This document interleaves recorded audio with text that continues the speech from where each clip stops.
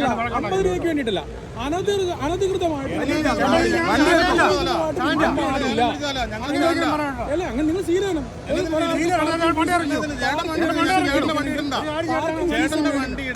Parking fees മേടിക്കണമെങ്കിൽ നഗരസഭയുടെ വേണം, അല്ലാതെ ഇത് ഗുണ്ടായിസൊന്നുമില്ല. ഇത് നമ്മൾ ഇത് വേറെ ഒന്നല്ല, കോട്ടയല്ലേ, കോട്ടയം നമ്മളിവിടെ ജനിച്ചു വന്ന ആളുകളാണ്. അല്ലാതെ ഗുണ്ടായിസം അനുവദിക്കലേട്ടാ. എത്ര വലിയ കൊണ്ടാണേലും സമ്മതിക്കില്ല. ഞാൻ സീൽ ചെയ്ത് തന്നോ, ഞാൻ പൈസ തരാം.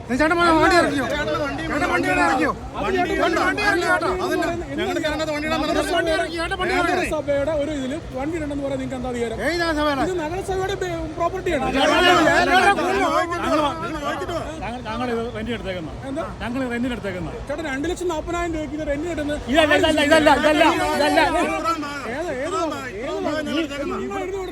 എന്നായാലും നിങ്ങൾക്ക് പിരിക്കാൻ അധികാരമില്ല.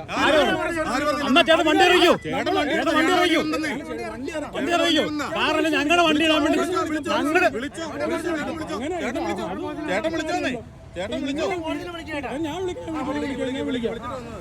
ഞാൻ വിളിക്കാം. നമസ്കാരം. നിങ്ങളിപ്പോൾ ഒരു വീഡിയോ കണ്ടു കാണുമല്ലോ. ഈ വീഡിയോ കാണുമ്പോൾ ഇവർ തീർച്ചയായിട്ടും തെമ്മാടികളും ഗുണ്ടകളുമായിട്ടൊക്കെ നിങ്ങൾക്ക് തോന്നാം.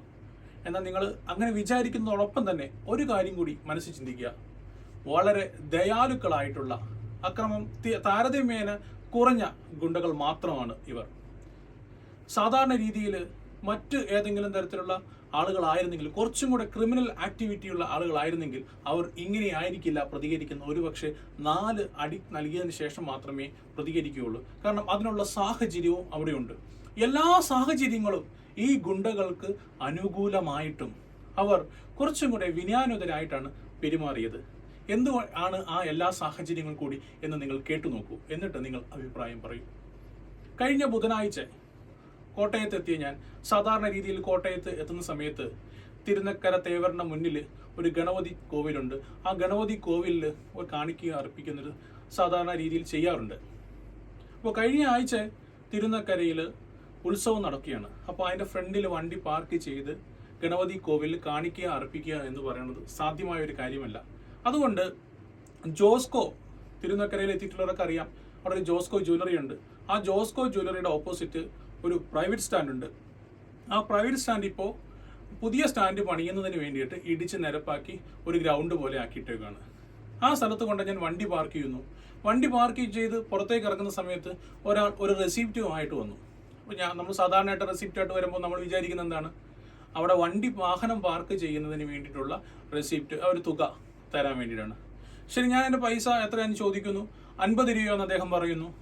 50 രൂപ എടുത്ത് കൊടുക്കുന്ന സമയത്ത് ആണ് ശ്രദ്ധിക്കുന്നത് അത് മുനിസിപ്പാലിറ്റിയുടെ ഒരു പിരിവല്ല, പകരം സംയുക്ത ഡ്രൈവേഴ്സ് യൂണിയൻ അവിടെ ഒരു വിളക്ക് വെക്കുന്നുണ്ട്. ഉത്സവവുമായി ബന്ധപ്പെട്ട് അവിടെ ഒരു വിളക്ക് വെക്കുന്നുണ്ട്. ആ വിളക്ക് വെക്കുന്നതിന് സംഭാവനയാണ് ഈ 50 രൂപ. നമ്മൾ സംഭാവനകൾ എന്ത് പരിപാടിക്കും സംഭാവന കൊടുക്കുന്ന ഒരാളാണ്, കൊടുക്കുന്ന ഒരു മടിയുമില്ല. പക്ഷേ അവിടെ വണ്ടി പാർക്ക് ചെയ്യുന്നതിന് 50 രൂപ എന്നാണ് അവിടെ ഇരുത്. അതായത് 50 രൂപ സംഭാവന കൊടുത്താൽ മാത്രമേ മുനിസിപ്പാലിറ്റിയുടെ ഈ ഗ്രൗണ്ടിൽ നമുക്ക് വാഹനം പാർക്ക് ചെയ്യാൻ പറ്റുള്ളൂ. ഞാൻ പറഞ്ഞത് സാധ്യമല്ല, അത് നടക്കുന്ന കാര്യമല്ല. അപ്പോൾ അവർ പറഞ്ഞത് അവരത് ലേലത്തിന് പിടിച്ചിരിക്കുകയാണെന്ന് പറഞ്ഞു. 2,40,000 രൂപയ്ക്ക് ആ ഗ്രൗണ്ട്, ഏകദേശം 1 ഏക്കറോളം വരുന്ന ഗ്രൗണ്ട് അവർ ലേലത്തിന് പിടിച്ചിരിക്കുകയാണെന്നാണ് അവർ പറഞ്ഞത്. അങ്ങനെ 1 ഏക്കറോളം സ്ഥലം ലേലത്തിന് പിടിച്ചിട്ട് 2,40,000 രൂപയ്ക്ക് കോട്ടയം നഗരത്തിന്റെ ഒത്ത നടുക്കുള്ള തിരുനക്കരയിൽ 1 ഏക്കറോളം വരുന്ന സ്ഥലം 2,40,000 രൂപയ്ക്ക് ലേലത്തിന് കിട്ടുമോ എന്നുള്ള ചോദ്യം വളരെ പ്രസക്തമാണ്. ഇനി അങ്ങനെ ലേലത്തിന് എടുത്തു കഴിഞ്ഞാൽ അങ്ങനെ മറിച്ച് ഒരു പിരിവെടുക്കാനുള്ള ഓപ്ഷൻ ഉണ്ടോ അവിടെ? അപ്പോൾ ഇതെല്ലാം ചോദ്യം ചെയ്തത് അവർക്ക് ഇഷ്ടമായില്ല. ആരും ഇവരുടെ സംയുക്തമായിട്ട് ഒരു 5-6 പേര്, ഒരാൾ ആദ്യം ചെല്ലും, ഇയാളുടെ തർക്കുത്തരം പറഞ്ഞ ഒരു 5-6 പേര് പല സ്ഥലങ്ങളിൽ നിന്നായിട്ട് വരുന്നു. അപ്പോൾ ഓട്ടോമാറ്റിക്കായിട്ട് വണ്ടി പാർക്ക് ചെയ്യാൻ വേറൊരു ഓപ്ഷൻ ഇല്ലാത്തത് കൊണ്ട് ആളുകൾ ഇവർക്കൊരു 50 രൂപയും കൊടുക്കും, വണ്ടി അവിടെ പാർക്ക് ചെയ്തിട്ട് പോവുകയും ചെയ്യും. ഓർക്കുക, എനിക്ക് തോന്നുന്നു തിരുനക്കര ക്ഷേത്രത്തിലെ ഉത്സവം ഏകദേശം 10 ദിവസമാണ്. ഏകദേശം ആ ഗ്രൗണ്ടിൽ ഒരേ സമയം 200-250 വാഹനങ്ങൾ, കാറുകൾ പാർക്ക് ചെയ്യാം. ഒരു ദിവസം മിനിമം 1000 വാഹനങ്ങൾ പാർക്ക് ചെയ്ത് കഴിഞ്ഞാൽ ഒരു ദിവസം അവരുടെ വരുമാനം ഏകദേശം 50,000 രൂപയാണ്. 10 ദിവസം തുടർച്ചയായിട്ട് പാർക്ക് ചെയ്യാൻ 1000 ആയിരിക്കില്ല, കുറഞ്ഞ എമൗണ്ടാണ് നമ്മൾ എടുത്തിരിക്കുന്നത്, കുറഞ്ഞ നമ്പറാണ് നമ്മൾ എടുത്തിരിക്കുന്നത്. ഏകദേശം 10 ദിവസം കൊണ്ട് ഇവർ അവിടുന്ന് ആളുകളിൽ നിന്ന് കുത്തിപ്പിടിച്ച് വാങ്ങുന്നത് കുറഞ്ഞത് 5 ലക്ഷം രൂപയാണ്. പരമാവധി നമുക്ക് കൂട്ടി നോക്കിയാൽ മതി. അപ്പോൾ ഇങ്ങനൊരു സംഭവം ഉണ്ടായപ്പോൾ അവരുമായിട്ട് തർക്കത്തിലേർപ്പെടും, തരാൻ സാധിക്കില്ല. ഇത് മുനിസിപ്പാലിറ്റി ഗ്രൗണ്ടാണ്. 2,40,000 രൂപയ്ക്ക് ഇത് വാടകയ്ക്ക് കൊടുക്കാൻ അത്രയും, അത് വിശ്വസിക്കാൻ അത്രയും പൊട്ടന്മാരൊന്നും അല്ലല്ലോ നമ്മൾ. ഒരു ലേലം, ഒരു മുനിസിപ്പാലിറ്റിയുടെ കീഴിൽ ഒരു കട എടുക്കണമെങ്കിൽ തന്നെ എത്ര രൂപ കൊടുക്കണം? ഒരു 250 സ്ക്വയർ ഫീറ്റ് കടയോ 200 സ്ക്വയർ ഫീറ്റ് കടയ്ക്ക് തന്നെ നമ്മൾ എത്ര കൊടുക്കണമെന്ന് അറിയാവുന്ന ആളുകളാണ് നമ്മൾ. അപ്പോൾ അത് തരില്ല എന്ന് പറഞ്ഞപ്പോൾ വണ്ടി ഇവിടെ ഇടാൻ പറ്റത്തില്ല, നിങ്ങൾ പുറത്തേക്ക് പോകും, നിങ്ങൾ പരാതി ഉണ്ടെങ്കിൽ കേസ് കൊടുത്തോളാൻ പറഞ്ഞു. ആ സന്ദർഭത്തിൽ ഞാൻ ഉടനെ കോട്ടയം SP കോണ്ടാക്ട് ചെയ്തു. കോട്ടയം SP വിളിച്ചു കാര്യം പറഞ്ഞു. അദ്ദേഹം എന്നോട് പറഞ്ഞത്, നിങ്ങൾക്ക് വേറെ ഒരു പണിയില്ല, ഒരു 50 രൂപയ്ക്ക് വേണ്ടിയിട്ടാണോ എന്നെ വിളിക്കുന്നത്, നിങ്ങൾ അടുത്ത ലോക്കൽ സ്റ്റേഷനിൽ വിളിച്ച് അറിയിക്കാൻ പറഞ്ഞു. അദ്ദേഹത്തിന് അതിൻ്റെ ഗൗരവം മനസ്സിലാകാഞ്ഞിട്ടാണെന്ന്. ഒരാൾ 50 രൂപ, ഇപ്പം ഞാൻ ഈ പറഞ്ഞ കണക്കിൽ വെച്ചാണ് ഒരു ദിവസം 50,000 രൂപ അവിടെ വരുന്ന ക്ഷേത്രത്തിൽ വരുന്ന ഭക്തരുടെ നിന്ന് കൊങ്ങയ്ക്ക് പിടിച്ചെടുക്കുന്നു. അദ്ദേഹത്തിന് 50 രൂപ എന്ന് പറഞ്ഞ നിസ്സാര പൈസ. ഈ 50 രൂപ വെച്ച് 1000 പേരുടെ നിന്ന് ഒരു ദിവസം മിനിമം ഇവർ കുത്തിന് പിടിച്ച് മേടിക്കുന്നത്. അതാണ് നമ്മളവിടെ ചൂണ്ടിക്കാണിച്ചത്. പക്ഷേ SP-ക്ക് അത് വെറും ഒരു 50 രൂപയാണ്. ഞാൻ നമ്പർ നോക്കിയപ്പം ഈ തിരുനക്കര ഭാഗം വരുന്നത് കോട്ടയം വെസ്റ്റിൻ്റെ കീഴിലാണ് വരുന്നത്. ഞാൻ കോട്ടയം വെസ്റ്റ് സ്റ്റേഷനിലെ നമ്പർ എടുത്ത് കോട്ടയം വെസ്റ്റ് സ്റ്റേഷനിലോട്ട് വിളിക്കുകയാണ്. വിളിച്ച് കാര്യങ്ങൾ പറഞ്ഞു. സാർ, എനിക്ക് ഇവിടെ വാഹനം പാർക്ക് ചെയ്യുന്നതുമായി ബന്ധപ്പെട്ട് കുറച്ച് തർക്കങ്ങൾ ഉണ്ടായിട്ടുണ്ട്, അവരെന്നെ വണ്ടി പാർക്ക് ചെയ്യാൻ സമ്മതിക്കുന്നില്ല. അപ്പോൾ വെസ്റ്റ് സ്റ്റേഷനിൽ നിന്ന് പറഞ്ഞു, ഞങ്ങളുടനെ വാഹനം പോലീസിനെ അറേഞ്ച് ചെയ്യാം. ഞാൻ അവിടെ ഒരു 5 മിനിറ്റ് നിന്നു, 10 മിനിറ്റ് നിന്നു, 15 മിനിറ്റ് നിന്നു, 20 മിനിറ്റായി, പോലീസൊന്നും വരാറായി. എന്നെ സംബന്ധിച്ച് ഉത്സവം കൂടാൻ വേണ്ടി വന്ന ഒരാളല്ല. കോട്ടയം പരിധിയിൽ കൂടെ പോകുന്ന സന്ദർഭത്തിൽ എപ്പോഴും തിരുനക്കരയിൽ ദേവരുടെ മുന്നിൽ കാണിക്കർപ്പിച്ചിട്ട് പോകുന്ന ഒരാളായതുകൊണ്ട്, ആ രീതി തെറ്റിക്കാത്ത ഒരാളായതുകൊണ്ട് ആണ് അവിടെ വാഹനം നിർത്തി. അപ്പം 20 മിനിറ്റായി. അപ്പോൾ പിന്നെ എനിക്കും പോകണമെന്ന് ആഗ്രഹമുണ്ട്. അപ്പോൾ അതിൽ കൂടെ ഒരു ഡ്രൈവർ എൻ്റെ അടുത്ത് വന്നിട്ട് പറഞ്ഞു, കുറേ നേരമായല്ലോ നിങ്ങൾ വിളിച്ചിട്ട്, പോലീസ് തൊട്ടും വന്നില്ലല്ലോ, ഇനി ഇവിടെ വണ്ടി ഇടാൻ പറ്റത്തില്ല, നിങ്ങളുടെ വണ്ടി കിടക്കുന്നതുകൊണ്ട് മറ്റു വാഹനങ്ങളുടെ ഒരു സൗകര്യമാണ് നഷ്ടപ്പെടുന്നത്.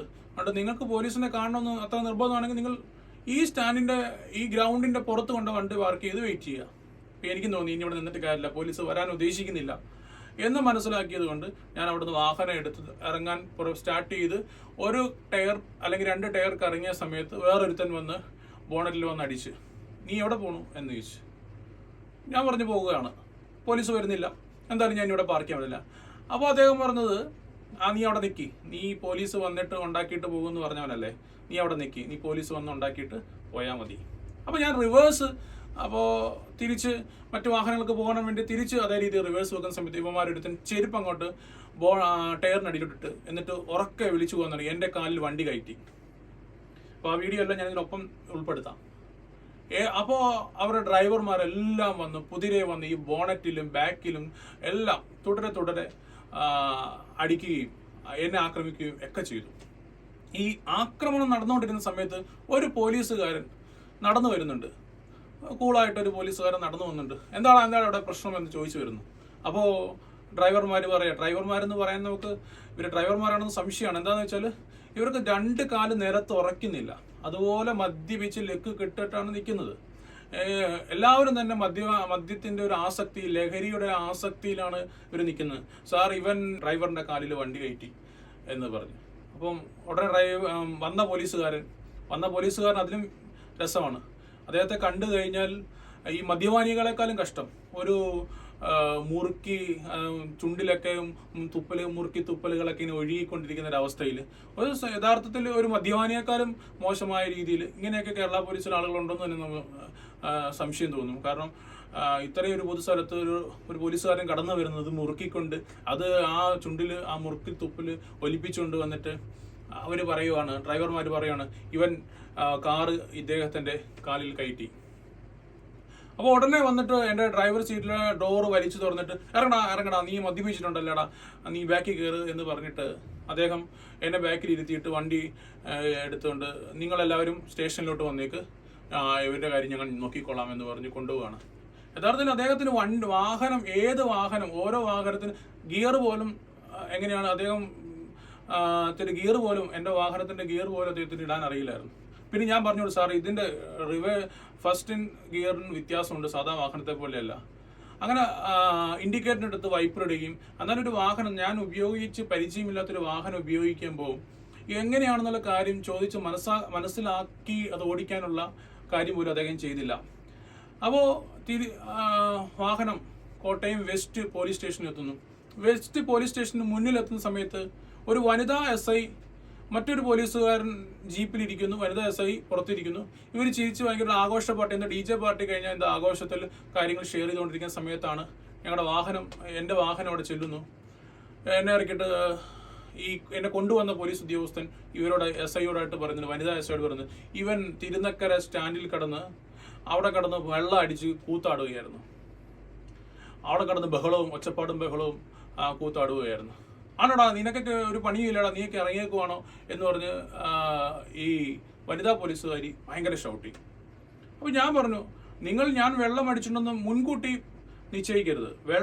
ഒരാൾ വെള്ളം അടിച്ചിട്ടുണ്ടോ മദ്യപിച്ചിട്ടുണ്ടോ എന്ന് നോക്കാനുള്ള സംവിധാനം നമുക്കുണ്ട്. ആ സംവിധാനം നിങ്ങൾ നോക്കുക. ആ സംവിധാനത്തിന് ശേഷം ഞാൻ മദ്യപിച്ചിട്ടുണ്ടോ എന്നുള്ള കാര്യത്തിൽ ഉറപ്പുവരുത്തുക. അപ്പോൾ ഉടനെ ഇവനെ ട്രാഫിക്കിൻ്റെ സ്റ്റേഷൻ ഈ വെസ്റ്റ് പോലീസ് തൊട്ടപ്പുറത്ത് അവിടെ കൊണ്ടുപോയിട്ട് ഓദിച്ചു നോക്കുന്നു, മദ്യപിച്ചിട്ടൊന്നുമില്ല. അതിനുശേഷം ഞാൻ പറഞ്ഞു, നടന്ന കാര്യങ്ങൾ ഓരോന്നായി പറയാൻ തുടങ്ങി. ഇങ്ങനെയാണ് സംഭവിച്ചത്. SPയെ വിളിച്ചു, അതിനുശേഷം വെസ്റ്റ് വിളിച്ചു. 15-20 മിനിറ്റ് ആയിട്ട് ഇവിടുന്ന് ഒരു പോലീസുകാരനും വന്നിട്ടില്ല. ആ സന്ദർഭത്തിലാണ് ഇവർ ഇങ്ങനെ ഒരു കാര്യം, അതായത് അവിടെ സംഘർഷം ഉണ്ടാക്കുക എന്നുദ്ദേശിച്ചതോടു കൂടി വണ്ടി ഫ്രണ്ടോട്ട് എടുക്കാൻ പറഞ്ഞു, പൊക്കോളാൻ പറയുന്നു. പിന്നീട് നിർത്തിയിട്ട് തിരിച്ചിടാൻ പറയുന്നു. അവർ ചെരുപ്പ് വെക്കുന്നു, ചെരുപ്പ് വെച്ചിട്ട് വണ്ടി കയറ്റി എന്ന് പറയുന്നു. അപ്പോൾ ഇങ്ങനെ സംഭവിച്ച് വാഹനം ആക്രമിക്കാനുള്ള കാര്യങ്ങളാണ് അവിടെ ചെയ്തത്. അപ്പോൾ ഈ പോലീസുകാർക്ക് ഇതൊന്നും കേൾക്കേണ്ട. ഒരു 9:നും 9:15 ഇടയ്ക്കാണ് ഈ സംഭവം നടക്കുന്നത്. സ്റ്റേഷനിൽ എത്തുന്ന 9:45 ഇവർ ഇത്രയും കേട്ടിട്ട് എൻ്റെ വണ്ടിയുടെ താക്കോൽ നിന്നിട്ട് നീ പോയിക്കോളാൻ പറഞ്ഞു. ഞാൻ പറഞ്ഞു, ഞാൻ പോകാൻ വേണ്ടിയിട്ടല്ല, ഞാൻ എന്തായാലും ഈ താക്കോല് മേടിക്കാൻ ഉദ്ദേശിക്കുന്നില്ല എന്ന് വെച്ചാൽ നിങ്ങൾ വണ്ടി ഞാൻ മദ്യപിച്ച് ബഹളം ഉണ്ടാക്കി എന്ന് പറഞ്ഞ് കൂട്ടിക്കൊണ്ട് വന്നതാണ്. താക്കോൽ നിങ്ങൾ വണ്ടി കസ്റ്റഡിയിലെടുത്താണ്, എനിക്ക് വാഹനം വേണ്ട. അത് പറ്റത്തില്ല, നിങ്ങൾ വാഹനം മേടിച്ചേ പറ്റുള്ളൂ എന്ന് വെച്ചാൽ നിർബന്ധിച്ച് നമ്മുടെ കയ്യിൽ കീ ഏൽപ്പിക്കുന്നു. നിങ്ങൾ പോയിക്കും, നിങ്ങൾക്ക് പരാതി ഉണ്ടെങ്കിൽ പരാതി തരിക എന്ന് പറഞ്ഞു. എനിക്ക് പരാതിയുണ്ട്. നിങ്ങൾ ഫസ്റ്റ് ചെയ്യേണ്ട ഒരു കാര്യം എന്താണെന്ന് വെച്ചാൽ, നടന്ന കാര്യങ്ങളെല്ലാം ഞാൻ പറഞ്ഞു. ഞാൻ സംഘർഷത്തിന് ഇരയായതാണ്. എനിക്ക് എന്നെ ഹോസ്പിറ്റലിൽ കൊണ്ടുപോകേണ്ട ഉത്തരവാദിത്വം നിങ്ങൾക്കുണ്ട്, നിങ്ങളത് ചെയ്യുന്നില്ല. അങ്ങനെ കുറേ നേരം ഈ വനിതാ SI നമ്മൾ ഭയങ്കര നമ്മുടെ സ്വഭാവ ദൂഷ്യമാണ് എന്നൊക്കെ പറഞ്ഞു, ഞാൻ മദ്യപിച്ചതിൻ്റെ ആണ് എന്നൊക്കെ പറഞ്ഞു പുള്ളിക്കാരത്തി ഒരു ബുള്ളറ്റ് എടുത്ത് അങ്ങ് വിട്ടുപോയി.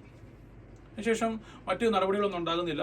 ഞാൻ പറഞ്ഞു, ഇതിന് തീരുമാനം ഉണ്ടാകുന്നതുവരെ ഞാൻ ഈ സ്റ്റേഷനിൽ നിന്ന് പോകാൻ ഉദ്ദേശിക്കുന്നില്ല. അങ്ങനെ അവിടെ കുത്തിയിരിക്കാൻ തുടങ്ങി. കുറച്ച് കഴിഞ്ഞതിന് ശേഷം 2 പേര് വന്നിട്ട്, എന്നാൽ ശരി മെഡിക്കൽ എടുക്കാം.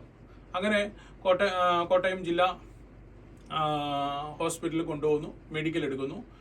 അദ്ദേഹം മെഡിക്കൽ കോളേജിലേക്ക് റെഫർ ചെയ്യുന്നു, IND ചെക്ക് ചെയ്യണം എന്ന് റെഫർ ചെയ്യുന്നു. പക്ഷേ ആ നടപടികളൊന്നും അവർ റെഫറിൻ മുഖാന്തരം മെഡിക്കൽ കോളേജിലൊന്നും കൊണ്ടുപോകാൻ തയ്യാറായില്ല. തിരിച്ച് പോലീസ് സ്റ്റേഷനിൽ വരുന്നു. ഞാൻ പോലീസ് സ്റ്റേഷനിൽ വിശദമായിട്ടുള്ളൊരു പരാതി തയ്യാറാക്കി കൊടുക്കുന്നു. ഈ വിശദമായിട്ടുള്ള പരാതി തയ്യാറാക്കി കൊടുത്തതിന് ശേഷം ഞാൻ അവസാന ഒരു വാക്കുകൾ കൂടി അതിൻ്റെ തേടി ചേർത്തു. ഈ പരാതിക്ക് നടപടി ഉണ്ടാക്കുന്നത് വരെ ഞാനിനി ജലപാനം കഴിക്കുകയില്ല, ഞാൻ ഇവിടുന്ന് പോകുകയില്ല.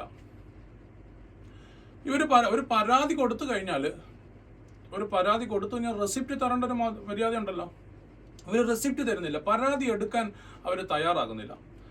അപ്പോൾ ഞാൻ ആ 9:45 പോലീസ് സ്റ്റേഷനിൽ വന്ന ഞാൻ പിറ്റേ ദിവസം രാവിലെ 8 മണി വരെ അവിടെ കുത്തിയിരുന്നത് കൊണ്ടാണ് അവർ റെസിപ്റ്റ് തരാൻ തയ്യാറായത്. ഏതെങ്കിലും പോലീസ് സ്റ്റേഷൻ കേട്ടുകേൾവിയുണ്ടോ? ഒരു കോട്ടയം നഗരത്തിലുള്ള സ്ഥിതി ചെയ്യുന്ന പോലീസ് സ്റ്റേഷനിൽ ഒരു പരാതി കൊടുത്ത് റെസിപ്റ്റ് മേടിക്കാൻ വേണ്ടിയിട്ട് 10 മണിക്കൂറിലധികം ആ സ്റ്റേഷനിൽ കുത്തിയിരിക്കേണ്ട അവസ്ഥ വന്നു.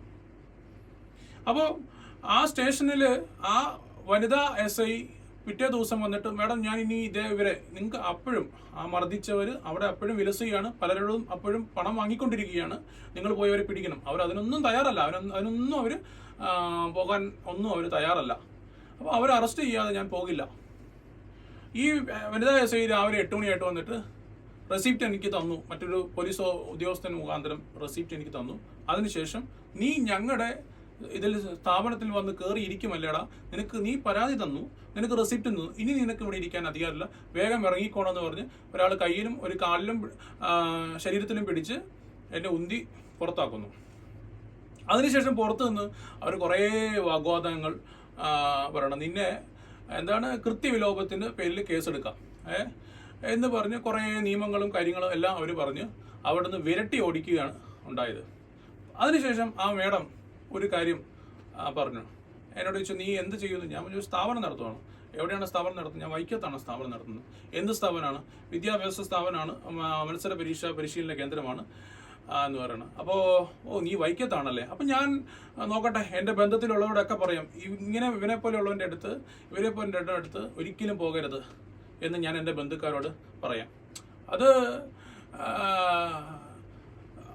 സ്വാഭാവികമായിട്ടും ഒരാളുടെ തൊഴിൽ മേഖലയുമായി ബന്ധപ്പെട്ട ഒരു കാര്യം പറയുമ്പോൾ ബുദ്ധിമുട്ടുണ്ടാകും. കഴിഞ്ഞ 15 വർഷമായിട്ട് ഞാൻ വൈക്കത്ത് സ്ഥാപനം നടത്തുന്നതാണ്. ഇതുപോലുള്ള വെല്ലുവിളികൾ ഒരുപാടുണ്ടായിട്ടുണ്ട്. ഒരു വർഷം പോലും സ്ഥാപനം നടത്തിക്കില്ല എന്ന് പറഞ്ഞ വെല്ലുവിളികളും ഉണ്ടായിട്ടുണ്ട്. അന്നെല്ലാം ഞാൻ അവരോട് പറഞ്ഞൊരു കാര്യം, ഞാനൊരു 10 കൊല്ലം നടത്താം, അല്ലെങ്കിൽ 100 കൊല്ലം നടത്താം, അല്ലെങ്കിൽ ഈ ലോകം അവസാനിക്കുന്ന ഒരു സ്ഥാപനം നിലനിൽക്കണമെന്ന് പറഞ്ഞ് ആരംഭിച്ചിട്ടുള്ളൊരു പ്രസ്ഥാനമല്ല. എൻ്റെ ഒരു പാഷനാണ്. ആ പാഷൻ്റെ പുറത്ത് തുടങ്ങിയതാണ്. അത് എൻ്റെ നട്ടല് വളയുന്നൊരു സാഹചര്യം ഉണ്ടാവുകയാണെങ്കിൽ അന്ന് ഈ സാധനം നിർത്തും. നിങ്ങളുടെ പേടിപ്പീര് കൊണ്ടും നിങ്ങളുടെ വാശി കൊണ്ടും നിങ്ങൾ എന്തൊക്കെ വൃത്തികേട് കാണിച്ചാലും അതിൽ ഞാൻ ഫൈറ്റ് ചെയ്യും. എൻ്റെ നട്ടല് വളയുന്നൊരു സാഹചര്യം വന്നാൽ ഞാൻ നിർത്തും. ഞാൻ ആ മേഡത്തോട് അവസാനമായിട്ട് പറഞ്ഞൊരു കാര്യം എന്ന് വെച്ചാൽ, ഞാൻ എൻ്റെ കുട്ടികളെ പഠിപ്പിക്കാൻ പോകുന്നത് ഒരു ഉദ്യോഗസ്ഥ എങ്ങനെയാകരുതെന്ന് കണ്ടുപിടിക്കാൻ നിങ്ങളെ നോക്കിയാൽ, നിങ്ങളുടെ ചരിത്രം നോക്കിയാൽ മതി എന്ന് പറഞ്ഞിട്ട് പോരുകയായിരുന്നു. അതിനുശേഷം എനിക്കൊരു ട്രെക്കിംഗ് ഉണ്ടായിരുന്നു, 3 ഡേയ്സ് ട്രെക്കിംഗ് ഉണ്ടായിരുന്നു. 3 ഡേയ്സ് ട്രെക്കിംഗ് കഴിഞ്ഞ് ഞാൻ ഇവിടെ നിന്ന് വരുന്ന സന്ദർഭത്തിൽ എനിക്ക് ഒരു മെസ്സേജ് വന്നു, നിങ്ങളുടെ പരാതി ക്ലോസ് ചെയ്തു. പരിഹരിച്ചെന്നല്ല, നിങ്ങളുടെ പരാതി ക്ലോസ് ചെയ്തു. കോട്ടയം നഗരത്തിൽ ഒരു വാഹനം കുറേ ആളുകൾ കയറി അടിച്ച് നിരപ്പാക്കുന്നു, അതിൻ്റെ അകത്തുള്ള ആളെ മർദ്ദിക്കുന്നു, അതിൽ കേസെടുക്കാൻ തയ്യാറാകുന്നില്ല, അവരെ പിടിക്കാൻ തയ്യാറാകുന്നില്ല. സ്റ്റേഷനിൽ പരാതിയുമായി പോയ ആൾക്ക് ലോകത്തില്ലാത്ത എല്ലാ കുറ്റങ്ങളും ചാർത്തി കൊടുക്കുന്നു. അപ്പോൾ അങ്ങനെ ഒരു സാഹചര്യത്തിൽ ഇപ്പോൾ ഇത് വന്നപ്പം അത് ഈ നിയമപരമായിട്ട് എല്ലാ കാര്യങ്ങളും നിയമപരമായിട്ട് പോകണമെന്ന് ആഗ്രഹിക്കുന്ന ഒരാളാണ്. അല്ലെങ്കിൽ പിന്നെ നിയമം ഉണ്ടാക്കേണ്ട ആവശ്യമില്ലല്ലോ. ഒരാൾ തല്ലി, നമുക്ക് വേണമെങ്കിൽ അവിടെ സുഹൃത്തുക്കളുണ്ട്, രാഷ്ട്രീയ ബന്ധങ്ങളുണ്ട്, അവരെ വിളിച്ച് തിരിച്ചു തല്ലാം, അത് വീണ്ടും സംഘർഷമാകുള്ളൂ. അതല്ല അതിൻ്റെ വഴി. ഏത് വഴിയിലാണ് ഒരാൾ പോകേണ്ടതെന്നാണ് നമുക്ക് പഠിക്കാൻ, അല്ലെങ്കിൽ അതിനുള്ള സാഹചര്യമുണ്ട്. ആ സാഹചര്യത്തിൻ്റെ ഭാഗമാണ് പോലീസ് സ്റ്റേഷൻ. പക്ഷെ നമുക്ക് ആ പോലീസ് സ്റ്റേഷനുണ്ടായ അനുഭവം ഇതാണ്. അങ്ങനെ വന്നപ്പം എന്നാൽ ഇതുപോലൊരു വീഡിയോ ചെയ്യണം, ഇത് പൊതുസമൂഹം അറിയണം. ഈ പൊതുസമൂഹം അറിയുമ്പോൾ ഒരു കാര്യം ഞാൻ പറയുകയാണ്, എനിക്കിനി ഈ കേസിൽ ഒരു പരാതിയുമില്ല. ഈ ഒരു കേസിൽ പരാതിയുമില്ല എന്ന് പറയാൻ ഒരു കാര്യം ഈ പൊതുസമൂഹം അന്വേഷിക്കേണ്ടത്, ആ കോട്ടയം നഗരത്തിലുള്ള രാഷ്ട്രീയ നേതാക്കൾ അന്വേഷിക്കേണ്ടത്, സാമൂഹിക പ്രവർത്തകർ അന്വേഷിക്കേണ്ടത്, ഈ മേഡത്തൊരു ഇൻസ്പയർ ആയ കാര്യമുണ്ട്. എന്നോട് മോശമായി പെരുമാറാൻ, എന്നെ കഴുത്തിന് പിടിച്ച് പുറത്താക്കാൻ ഇൻസ്പയർ ആയ കാര്യം കഴിഞ്ഞ ബുധനാഴ്ച SP ഓഫീസിൽ ഒരു ഡോക്ടർ പരാതിയുമായി ചെല്ലുന്നു. ആ ഡോക്ടർ പരാതിയുമായി ചെന്നിട്ട് അവർ പുറത്തു പോകാൻ തയ്യാറാകുന്നില്ല. നോക്കുക, ജില്ലാ പോലീസ് മേധാവിയുടെ അടുത്ത് ഒരാൾ പരാതിയുമായി ചെന്നിട്ട്, അവർ സാധാരണക്കാരായ ഒരാളല്ല, ഡോക്ടറാണ്. ആ ഡോക്ടർ പരാതിയുമായി ചെന്നിട്ട് പുറത്തു പോകാൻ തയ്യാറാകുന്നില്ല എങ്കിൽ എന്തുകൊണ്ടായിരിക്കും തയ്യാറാകാത്തത്? ഒന്നെങ്കിൽ ഇവർ അന്വേഷിക്കാൻ തയ്യാറാകുന്നില്ല, ഇവർ വേണ്ട രീതിയിൽ അന്വേഷിക്കുന്നത്, അവരുടെ എന്തോ ഒരു വലിയ പ്രശ്നമുണ്ട്, മാനസികമായ എന്തോ ഒരു പ്രശ്നമുണ്ട്, അല്ലെങ്കിൽ അനുഭവിച്ച എന്തോ ഒരു മോശപ്പെട്ട കാര്യമുണ്ട്. ആ മോശപ്പെട്ട കാര്യത്തിൽ നീതി കിട്ടാത്തത് കൊണ്ട് അവസാനം പ്രതീക്ഷയായിട്ടാണ് SP-യുടെ അടുത്തുനിന്നും നിരാശയാണ് ഫലം ഉണ്ടാകുന്നതിൻ്റെ അടിസ്ഥാനത്തിലായിരിക്കും ഒരുപക്ഷെ അവർ ഇറങ്ങിപ്പോകാതിരുന്നത്. ആ സന്ദർഭത്തിൽ കോട്ടയം വെസ്റ്റിൽ SI ആയിട്ടുള്ള വിദ്യാവീനെ വിളിക്കുന്നു. വിദ്യാവി ഇവരെ ചുരുട്ടിക്കൂട്ടി പുറത്തേക്ക് ഇടുന്നു. ഇന്ന് ആ ഡോക്ടർ ജീവിച്ചിരിപ്പുണ്ടോ, അവരെ കൊന്നുകളഞ്ഞോ, എന്തായിരുന്നു അവരുടെ പ്രശ്നം എന്നുള്ള കാര്യങ്ങൾ ഇവിടുത്തെ മാധ്യമ സുഹൃത്തുക്കളും പൊതുസമൂഹവും പുറത്തു കൊണ്ടുവരണം. ഈ ഇൻസ്പിറേഷനാണ് അതേ രീതിയിൽ തന്നെ. കാരണം SP-യുടെ ചേംബറിൽ വന്ന് പുറത്തേക്ക് പോകില്ല എന്ന് പറഞ്ഞിരുന്ന വനിതാ ഡോക്ടറെ ചുരുട്ടിക്കൂട്ടി പുറത്തേക്കിറങ്ങിയ ആവേശം അവരെ ഒത്തിരി സ്വാധീനിച്ചു. അപ്പോൾ അത് എൻ്റെ ഓഫീസിൽ ഇങ്ങനെ കാണിക്കുന്നവനെയും ഇതേ രീതി ചെയ്താലും ഒരു കുഴപ്പവുമില്ല. അതേ രീതി തന്നെയാണ് അവർ പിന്തുടർന്നത്. SP സാർ ഞാൻ പറയുന്നതിന് അപ്പുറം ഒന്നും പോകത്തില്ല. SP സാർ ഞങ്ങൾക്ക് വേണ്ടിയിട്ടാണ് നിൽക്കുന്നതെന്നൊരു മനോഭാവം അവർക്കുണ്ട്. ബഹുമാനപ്പെട്ട SP സാർ ഒരു വലിയ ഉദ്യോഗസ്ഥനാണ്. താങ്കൾ ഒരു ജില്ലയുടെ ചുമതലയിൽപ്പെട്ട ഒരാളാണ്. ഇതുപോലെയുള്ള ഉദ്യോഗസ്ഥർ താങ്കൾ ഉണ്ടാക്കി കൊടുക്കുന്ന അവസരം ദുർവിനിയോഗം ചെയ്യുകയാണ് ഇവിടെ ഉണ്ടായത്. ഞങ്ങൾക്കറിയാം നിങ്ങൾ ഓപ്പറേഷൻ പി ഹണ്ട് പോലെയുള്ള കാര്യങ്ങൾ നടത്തുന്നത് പോലീസിനെതിരെയും സർക്കാരിനെതിരെയും പ്രതികരിക്കുന്നവരെ പൂട്ടാനാണെന്നും അങ്ങനെ ഒരുപാട് പേര് നിങ്ങളുടെ സൈബർ സെല്ലിൽ നിന്ന് പേടിച്ച് മറ്റു സ്ഥലങ്ങളിലേക്കും പോയിട്ടുണ്ട്. കാരണം അറിയാം, സൈബർ സെല്ലൊക്കെ ഇസ്രായേൽ നിർമ്മിത സോഫ്റ്റ്വെയറാണ്. ഭരണം മാറുമ്പോൾ ആരൊക്കെ ലോഗിൻ ചെയ്ത് ആരെയൊക്കെ പൂട്ടാനുള്ള സംവിധാനം ഈ സോഫ്റ്റ്വെയർ വെച്ച് ഉപയോഗിച്ചിട്ടുണ്ടെന്ന് എല്ലാവർക്കും അറിയാൻ പറ്റും. അത് പേടിച്ച് പലരും അവിടെ നിന്നും ഓടി രക്ഷപ്പെട്ടിട്ടുള്ള ചരിത്രവും നമുക്കറിയാം. നിങ്ങൾ ഈ ചെയ്തൊരു കാര്യം, ഈ ഡോക്ടറിനെ പുറത്താക്കാൻ വേണ്ടിയിട്ട് കോട്ടയം വെസ്റ്റിലെ വിദ്യാവീനെ വിളിക്കുമ്പോൾ ആ വിദ്യാവീക്ക് ഒരു ആവേശമായിരുന്നു. എന്താണ്, ഇനി വരുന്നവരെയും ഞാൻ ഇങ്ങനെ തന്നെ ചെയ്യാൻ വേണ്ടിയിട്ടുള്ള ഒരു മെത്തേഡ് അവർക്ക് പകർന്നു കിട്ടുകയാണ് വെച്ച് ആ മെത്തേഡാണ് നമ്മളിൽ ഉപയോഗിച്ചത്. അതിനുശേഷം എന്തായാലും എന്നെക്കുറിച്ച് എന്ത് പറഞ്ഞാലും എനിക്ക് പ്രശ്നമില്ല. ഞാൻ കൊള്ളക്കാരനോ മോഷണപ്രതിയോ അല്ലെങ്കിൽ മറ്റ് എന്ത് മോശപ്പെട്ട അവസ്ഥയിൽ കൂടെ പോയാലും എനിക്കൊരു വിഷയമില്ല. കാരണം നമ്മളെല്ലാം പണിയെടുത്താണ് ജീവിക്കുന്നത്. അതുകൊണ്ട് എന്ത് ആരോപണങ്ങൾ വന്നാലും ആ ആരോപണത്തെയൊക്കെ പുഞ്ചിരിച്ചുകൊണ്ട് നേരിടാൻ അറിയാം. പക്ഷേ സ്ഥാപനം എന്ന് പറഞ്ഞാൽ അത് ഒരുപാട് ആളുകളുണ്ട്. ഒരു സ്ഥാപനത്തെ മോശമാക്കി പറഞ്ഞു കഴിഞ്ഞാൽ നമുക്ക് വിടാൻ ഉദ്ദേശമില്ല, അങ്ങനെ വിടത്തുമില്ല. അപ്പോൾ ഞാനും അന്വേഷിച്ചു. നമുക്കറിയാം, ഒരു സർക്കാർ ഉദ്യോഗസ്ഥയായിട്ട് ഒരാൾ ഇരിക്കുന്നുണ്ടെങ്കിൽ അവർ PSC പഠിക്കാതെ കയറത്തില്ലല്ലോ.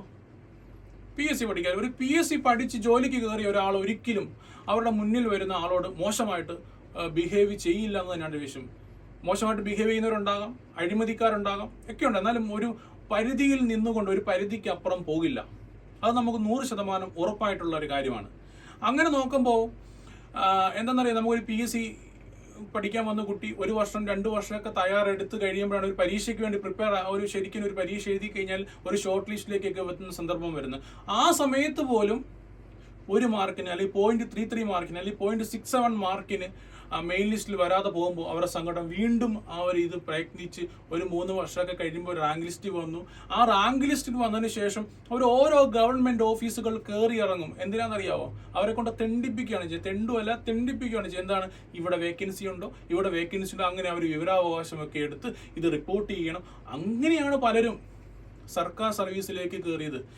റാങ്ക് ലിസ്റ്റിൽ വന്നതുകൊണ്ട് മാത്രമല്ല, എവിടെയൊക്കെ വേക്കൻസി ഉണ്ടെന്ന് കണ്ടെത്തി ആ വേക്കൻസി റിപ്പോർട്ട് ചെയ്യിപ്പിച്ചിട്ടാണ് ഇവർ ഓരോരുത്തരും പലരും നമ്മുടെ കൂട്ടത്തിലുള്ള പലരും ഇന്ന് യുവാക്കളായിട്ടുള്ള പലരും സർക്കാർ സർവീസിൽ കയറിയത്. അപ്പോൾ അതിന്റെ കടമ്പ കണ്ടെന്നിട്ടുള്ളവർക്ക് ആ ജോലിയുടെ മഹത്വം എത്ര കഷ്ടപ്പെട്ടിട്ടാണ്, എത്ര വർഷം കാത്തിരുന്നു.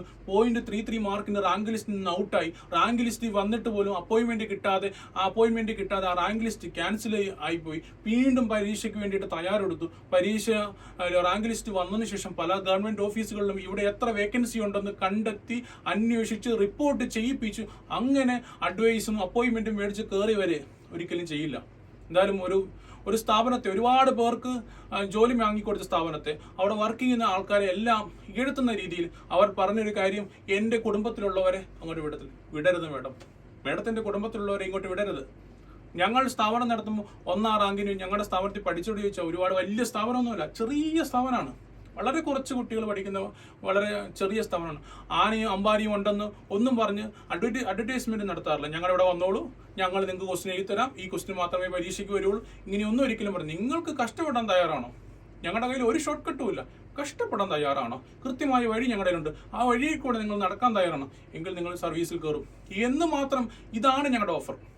ഈ ഓഫർ കൊടുത്ത് ഇങ്ങനെ നടക്കുകയുള്ളൂ എന്ന് മനസ്സിലാക്കി വരുന്നവരാണ് ഞങ്ങളുടെ കൂടെയുള്ളവർ.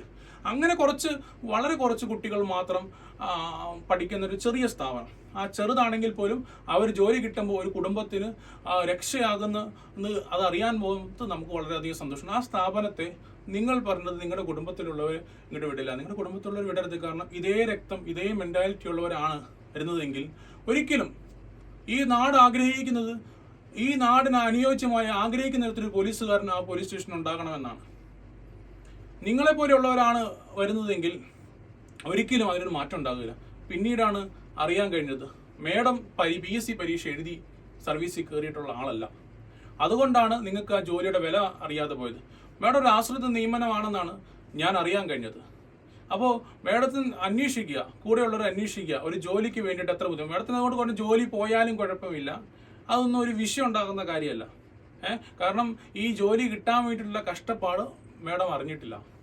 ആ അറിയാത്തത് കൊണ്ടാണ് വരുന്നവർ മുഴുവനും നിങ്ങളുടെ അടിമകളാണെന്ന്, അല്ലെങ്കിൽ നിങ്ങളെ കുമ്പിട്ട് നിൽക്കണം. അല്ലെങ്കിൽ ഞാൻ പലപ്പോഴും കണ്ടിട്ടുണ്ട്, പല കാര്യത്തിലും ഞാൻ കേട്ടിട്ടുണ്ട്. ഇപ്പോൾ ഒരു കഞ്ചാവ് കേസിൽ 28 27 വയസ്സുകാരനൊക്കെ പിടിച്ചു കഴിഞ്ഞാൽ പോലീസുകാർ ചെന്ന് ചോദിക്കും, എന്തിനാ മോനെ നീ നിന്റെ അച്ഛനെ അമ്മേനെയൊക്കെ ഓർക്കണ്ടായിരുന്നു, അല്ലെങ്കിൽ ഭാര്യയും കുട്ടികളും ഭാര്യയും കുട്ടിയൊക്കെ ഇവരൊക്കെ ഇപ്പോൾ നീ കാരണം ചീത്തപ്പേര് നേടിയില്ലേ. അതായത് ഒരു കഞ്ചാവ് കേസിൽ അല്ലെങ്കിൽ മറ്റേതെങ്കിലും കേസിൽപ്പെട്ടവനെ ഇവർ ഉള്ളം കൈയിലിട്ട് ഉപദേശം കൊടുക്കുന്ന ആളുകൾ, നിയമാനുസൃതമായിട്ട് ജീവിക്കുന്ന ഒരാൾ നിയമം കയ്യിലെടുക്കുന്നവരെ കണ്ടപ്പോൾ അത് നിയമവ്യവസ്ഥയിൽ അറിയിച്ചപ്പോൾ അവർ പ്രതികരിച്ചത് വളരെ ക്രൂരമായിട്ട്, അവർ ഏറ്റവും മോശപ്പെട്ട കാരണമായിട്ട്. അതായത് നിയമാനുസൃതമായി ജീവിക്കുകയാണെങ്കിൽ നമുക്ക് നിയമവ്യവസ്ഥയിൽ നമുക്ക് യാതൊരു വിധ ദാക്ഷിണ്യം കാണത്തില്ല. അതേസമയം നമ്മൾ കഞ്ചാവ് കേസിലോ കൊലക്കേസിലോ ഒക്കെ പോവുകയാണെങ്കിൽ പോലീസുകാർ നമ്മളെ ഉള്ളം കയ്യിൽ നമ്മൾ നന്നാകാൻ വേണ്ടിയിട്ട് എപ്പോഴും നമ്മളെ ഓടിക്കൊണ്ടിരിക്കും. ഇതാണ് ഇന്ന് നടക്കുന്ന അവസ്ഥ. അതായത് എല്ലാ പോലീസുകാരും മോശക്കാരെന്ന് അല്ല ഞാൻ പറയുന്നത്. ഈ ഒരൊറ്റ പോലീസുകാരിയും ഈ ഒരു SI വിദ്യ വിയും അദ്ദേഹത്തിനൊപ്പം മറ്റൊരു പോലീസുകാരനും ഉണ്ടായിരുന്നു. അവർ രണ്ടുപേരും കൂടിയാണ് അവിടെ ഈ പരാക്രമം മുഴുവൻ കാണിച്ചത്. എനിക്ക് മനസ്സിലാകാത്ത കാര്യം, അവിടെ തിരുനക്കര പൂരം അതിൻ്റെ തലേ ദിവസം വൻ സംഘർഷം നടക്കുക. അപ്പോൾ പിറ്റേ ദിവസവും ഈ നടക്കുന്ന ദിവസവും ഉത്സവമാണ്. അവിടെ അത്രയും സംഘർഷ ഇതായിട്ട് നിൽക്കുന്ന സമയത്ത് ഇവർക്ക് എങ്ങനെ ഈ 8 മണിക്ക് വീട്ടിൽ അല്ലെങ്കിൽ 10 മണിക്ക് വീട്ടിൽ പോകാൻ പറ്റുന്നു?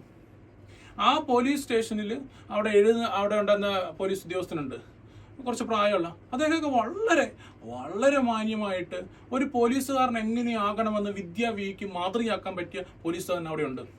രാത്രി 12 മണിക്ക് അയർക്കുന്നത്ത് അയമനത്ത് വീടുള്ള കാലിനൊരു ഫ്രാക്ചർ പറ്റിയ ഒരു പോലീസുകാരൻ വന്നു. അദ്ദേഹവും SI ആണ്. അദ്ദേഹമൊക്കെ എത്ര മാന്യമായിട്ടാണ് ആളുകളെ ഡീൽ ചെയ്യുന്നത്, എത്ര മാന്യമായിട്ടാണ് കാര്യം. നമുക്ക് തന്നെ ഒരു പോലീസുകാരൻ എങ്ങനെയാണ് ജീവിക്കേണ്ടത്, എങ്ങനെയാണ് പൊതുജനങ്ങളോട് ഇടപെടേണ്ടതെന്ന് വിദ്യാവേക്ക് കണ്ടുപിടിക്കാൻ വേറെ എങ്ങും പോകണ്ട. ആ പോലീസ് സ്റ്റേഷനിൽ ഈ 2 ഉദ്യോഗസ്ഥരെ മാത്രം കണ്ടാൽ മതി.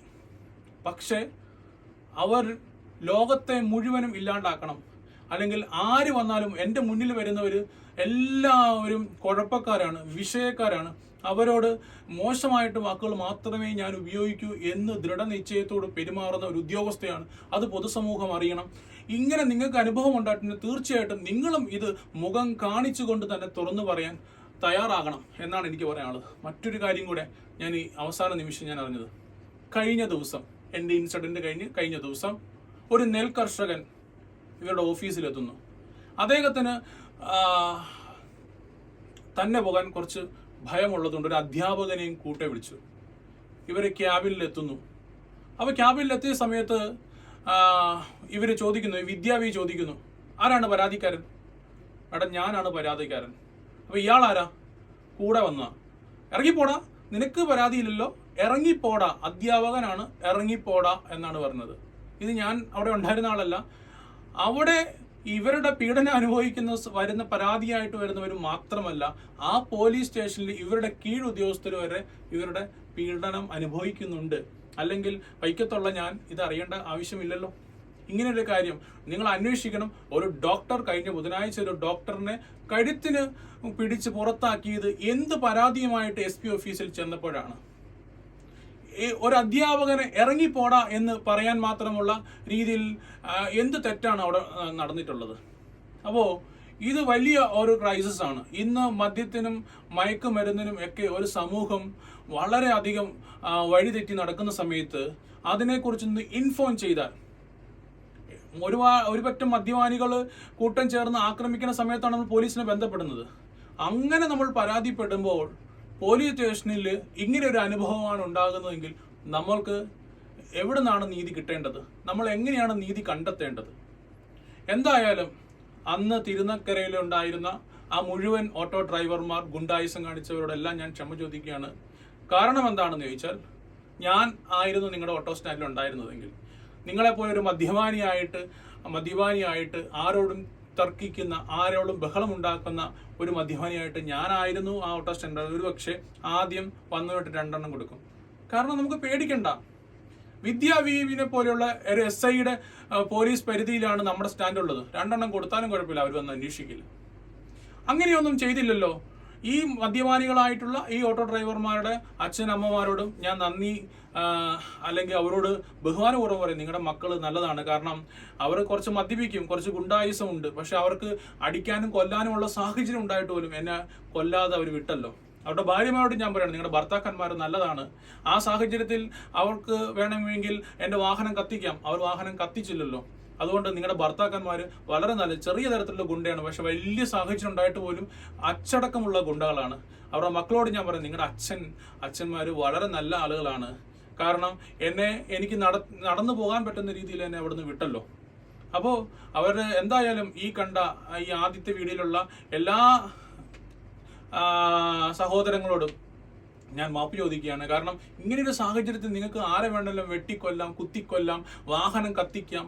ഇത്രയൊക്കെ സാഹചര്യങ്ങൾ ഇങ്ങനെയൊക്കെ ഉണ്ടായാലും നിങ്ങൾക്ക് സുരക്ഷിതമായിട്ട് അവിടെ വീണ്ടും നെഞ്ചു വിരിച്ച് നടക്കാം. 50 രൂപ പിരിവിന് 1000 രൂപ വേണമെങ്കിൽ നിങ്ങൾക്ക് മേടിക്കാം. പക്ഷെ നിങ്ങൾ അതൊന്നും ചെയ്യുന്നില്ലല്ലോ. നിങ്ങൾക്ക് അത്രയും ഓപ്പർച്യൂണിറ്റി ഉണ്ടായിട്ടും നിങ്ങൾ വളരെ ചെറിയ രീതിയിൽ 1-2 പ്രാവശ്യം ബോണറ്റ് അടിച്ചു, 2-3 പ്രാവശ്യം എനിക്കിട്ടു അടിച്ച് വെറും 50 രൂപ മാത്രം പിരിവ് മേടിക്കുക. അങ്ങനെ നിഷ്കളങ്കരായിട്ടുള്ള ഗുണ്ടകളല്ലേ.